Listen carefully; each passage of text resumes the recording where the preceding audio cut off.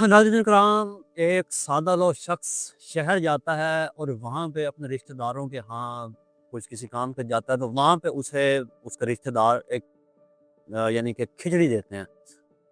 आप जानते हैं कि ग़िज़ा है, खिचड़ी जब वो खाता है तो उसे बहुत लज़ीज़ लगती है, अच्छी लगती है। वो अब उस खातून खाना से पूछता है कि आप मुझे इसका तरीक़ाकार बता दें कि ये बनेगी कैसे? तो वो उसे समझाती है, कुछ दिन वो रहता है वहाँ पे, उसे वो उसकी रेसिपी जो है समझ नहीं आती।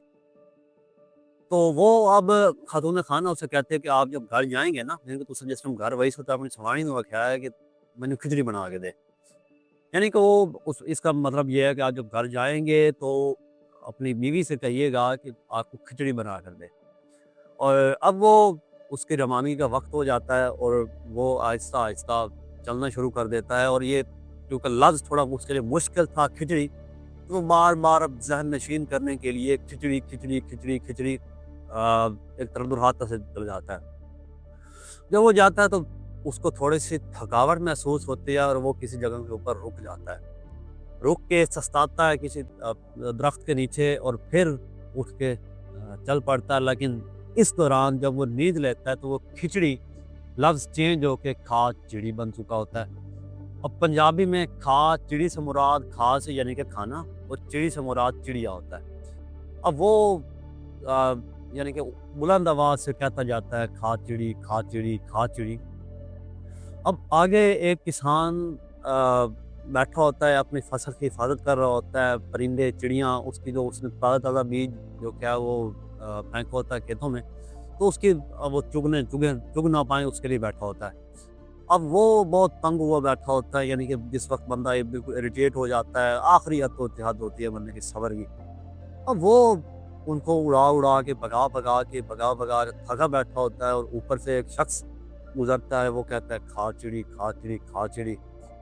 उसका सब्र का पैमाना तो लबरेज़ हो जाता है और वो उसको पकड़ के फैंटी लगा देता है। सही उसकी सर्विस करने के बाद तो वो उसे कहता है, भई तूने इस तरह नहीं कहना, तूने कहना है जा उड़ जा, जा उड़ जा। यानी कि इसका मतलब है कि यानी कि जा चिड़िया उड़ जा। अब वो पहले महाज़ से पहले शख्स के मार खाने के बाद आगे चल पड़ता है। अब वो ये कहता जाता है बुलंद आवाज़ से जा उड़ जा, जा उड़ जा, जा उड़ जा। अब आगे एक शिकारी बैठा होता है फंदा लगाए, और उसका काम ये होता है कि चिड़ियों को पकड़ के उनको फिर सदक़े के तौर पे रिहा करना। जिस तरह आप शहरों में देखते हैं कि लोग चिड़ियाँ पकड़ के लाते हैं और वो लोग पैसे देके उनको आज़ाद करवा देते हैं, फिर वो पकड़ लेते हैं। इस तरह उनका रोज़गार चलता है।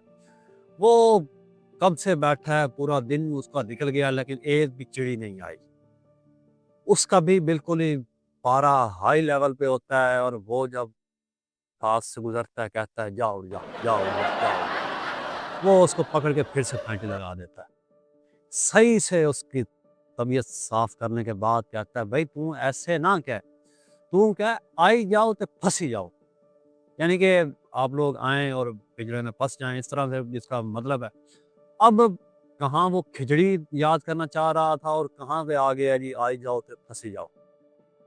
अब वो इस बात को दोहराता हुआ जब आगे जाता है तो रास्ते में 2 एक इंस्पेक्टर या 2 पुलिस वाले एक मुलज़िम को पकड़ के लेके जा रहे होते हैं। अब वो वहाँ के पास से गुज़रते और कहता है जी आई जाओ, फँसी जाओ, आई जाओ, फँसी जाओ। उनको बहुत गुस्सा आता है कि भई हम अपनी ड्यूटी कर रहे हैं और ये हमारा मज़ाक उड़ा रहा है, तो पुलिस वाले भी उसको जाके सही सर्विस कर देते हैं। वो बेचारा अधमुआ हो जाता है, वो कहते हैं भई तू इस तरह ना कह, तू क्या खुदाए वेला किसी से ले आए। यानी कि ये जो वक़्त है, गिरफ्तारी का वक़्त है, किसी को गिरफ्तार होना पड़े, ये अल्लाह ताला किसी के ऊपर भी ये वक़्त ना लाए। अब वो ये कहता-कहता चल पड़ता है, खुदाए वेला किसी दिन ले आए, खुदाए वेला किसी दिन ले आए। वो अब आगे चलता है तो आगे एक बारात तैयार होती है और वो खैर जो दूल्हा साहब होते हैं, बड़ी जश्नों के बाद उसकी शादी हो रही होती है और वो घोड़े के ऊपर विराजमान होता है, यानी कि बैठा होता है। अब वो जब साथ में गुज़र के जाता है कहता है जी कि खुदाए वेला किसी दिन ले आए, खुदाए वेला किसी दिन ले आए। जब उसके वालिदैन, भाई-बहन वो दूल्हा साहब खुद सुनते हैं, भई ये क्या कह रहा है? वो सारे के सारे पकड़ के उसके आले खाने उसके तबीयत साफ़ कर देते हैं। अब ये समझ लें कि उसकी हालत ख़राब हो चुकी होती है, वो कहाँ वो खिचड़ी खाना चाहता था और कहाँ उसके अल्फाज बदलते-बदलते اس کو پھر سے مار پڑ جاتی ہے۔ اب مار پڑنے کے بعد پھر سے اسے نصیحت کرتے ہیں کہ بھائی تو اس طرح نہ کہہ، تو کہے خدائے ویلا ہر ایک تے لے آئے، سب تے لے آئے، یعنی کہ یہ جو شادی کا ٹائم ہے یہ ہر ایک کو دیکھنا نصیب ہو، یعنی کہ اس طرح کا ان کا مفہوم ہوتا ہے۔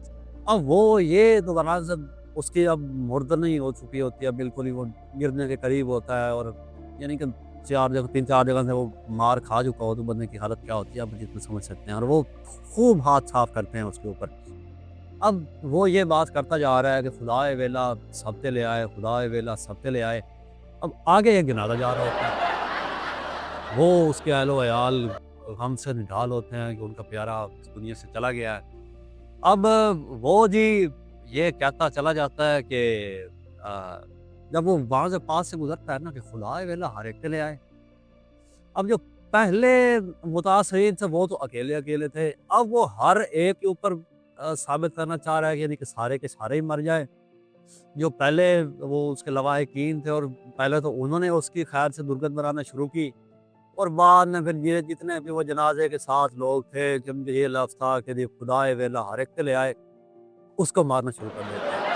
جس کے ہاتھ جو لگا اس نے تھپڑ مارا، مکہ مارا، گسون مارا، جو مرضی اس نے کہ ہاتھ لگا جس کے ہاتھ لگا اس نے اس کو مارا اور صحیح اس کی طبیعت خراب صاف کی۔ خیر جنازہ آگے چلا جاتا ہے تو اب وہ ادھواں سا ہو جاتا ہے، اور نیم بے ہوشی کی حالت میں وہ آگے چلتے، اس کا گاؤں بالکل قریب ہی تھا۔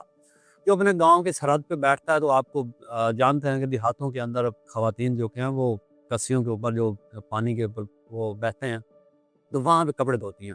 وہ ساری گاؤں کی خواتین کپڑے دھو رہی تھی، اور جب وہ اس کی بیوی بھی اس میں شامل تھی ساتھ، جب وہ دیکھتی ہیں وہ کہتی ہیں ہائے ہوئے مارے گئے، یعنی کہ جس طرح بہن کا ہوتا ہے کہ یہ کیا ہو گیا میرے شوہر کے ساتھ۔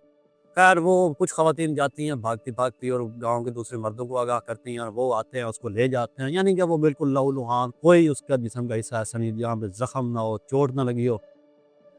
اس کو لے کے جاتے ہیں، لٹاتے ہیں، حکیم صاحب آتے ہیں، وید جی حکیم، اور جو پرانے وقتوں میں دیہاتوں کے اندر جو لوگ علاج کرتے تھے انہوں وید یا حکیم کہا جاتا تھا۔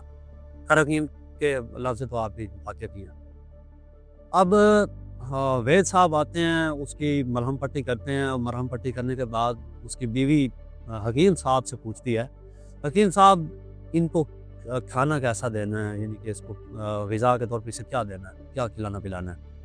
اب وہ حکیم صاحب کہتے ہیں کہ اس کی طبیعت کافی خراب، جناب ہلکی پھلکی غذا دیں اور بہتر ہے کہ اپنی کھچڑی بنا کے کھلا دیں۔ اب جب وہ شخص اٹھتا ہے ایسے کہتا ہے ائی سی، یعنی کہ یہی سی، یعنی کہ یہ جو اس لفظ کو بھی یاد رکھنے کی کوشش کر رہا تھا کہ یہ کسی کہ جس کی وجہ سے میں نے اتنی مار کھائی ہے، اور اتنی یعنی کہ مار کھانے کے بعد اس کو پھر یاد آتا ہے۔ خیر وہ حکیم یاد دلاتا ہے کہ کھچڑی کھلائے، اور وہ خوشی سے پاگل ہو جاتا ہے کہ یہی سی، اور اس کے بعد وہ دن اور آج کا دن اس کی مربوط پسندیدہ ترین غذا جو کہ وہ کھچڑی ہی ہے۔ تو یہ ناظرین کرام ایک دلچسپ اسٹوری تھی جو کہ ہم نے آپ کی نظر کی، اور انشاءاللہ عزیز ہم ایسی مزید سٹوریز لاتے رہیں گے۔ اگر آپ کو ہمارا کنٹینٹ پسند آئے، اچھا لگے تو چینل کو سبسکرائب ضرور کر دیجیے گا۔